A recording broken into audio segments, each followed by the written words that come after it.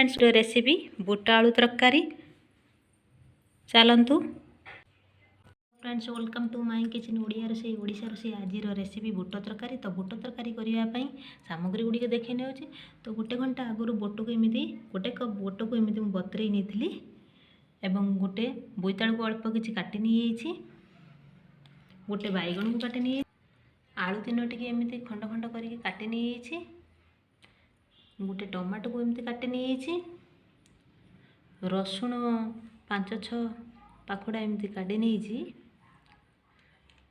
एवं अदा धोई ताऊ काटी नहीं पियाज गोटे एमती चुनी चुनी कर देछि लंका गुंड हाफ चामच हल्दी गुंड हाफ चामच पंचुफुटण गोटे स्पून जीरा गोटे स्पून आवश्यक अनुसार लुण एवं मस्टर्ड ऑयल नहीं चलतु सब परिवा गुड़ी को प्रेशर कुकर ऐड करदे।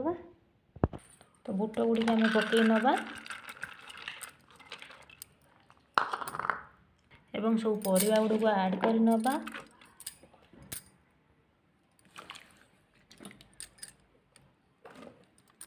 तो परिवा गुड़ी को पकई नहीं एथरे लुण गोटे चामच एवं हल्दी गुंड गोटे चामच एथिरे गोटे ग्लास पानी ऐड कर नवा।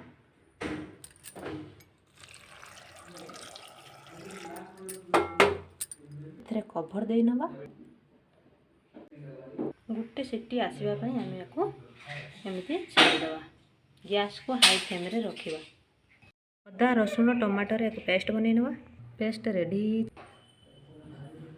तो गोटे सीटी दे साराणी खोली देखी नवा परिवा गुड़ी सीझी ना ना। तो परिवा गुड़ी भलसे सीझी जाइए। एबे चलतु आ गोटे पैन लेके आम तरकारी प्रस्तुत करवा।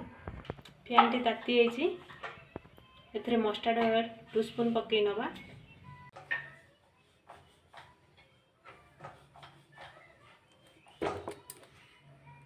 एथिरे जीरा गोटे स्पून पकई नवा एवं पंचफुटण गोटे स्पून पकई नवा। कटा पियाज गुड़ी पकई नवा भल भाव में मिक्स कर नवा।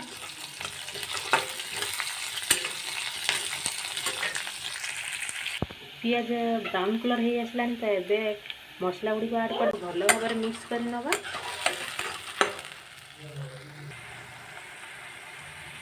दो मिनिट छाड़ीदवा। लंका गुंड गोटे चामच पकई नवा सब मिक्स कर नवा।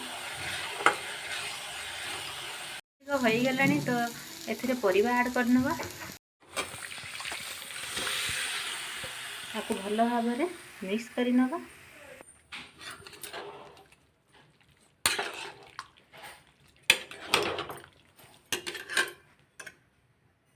भल से मिक्स हो तरकारी ताकू एमती फुटिया 10 मिनट छाड़ीदवा। 10 मिनट हो तो केते सुंदर बुट तरकारी एमती घरे प्रस्तुत करंतु एवं खांतु। देखो आउ थे भल भाव में मिक्स करदे। तो बुट आलू तरकारी रेडी केते सुंदर एवं केते क्रिस्पी देखा जाउछि। आपको भात एवं रोटी सहित खातु यार टेस्ट नियंतु कहतु केमिति लागिला। एक पात्र को बाहर कर नवा। मो वीडियो आपण मानू केमिति लागिला लाइक कमेंट शेयर निश्चय करिवे।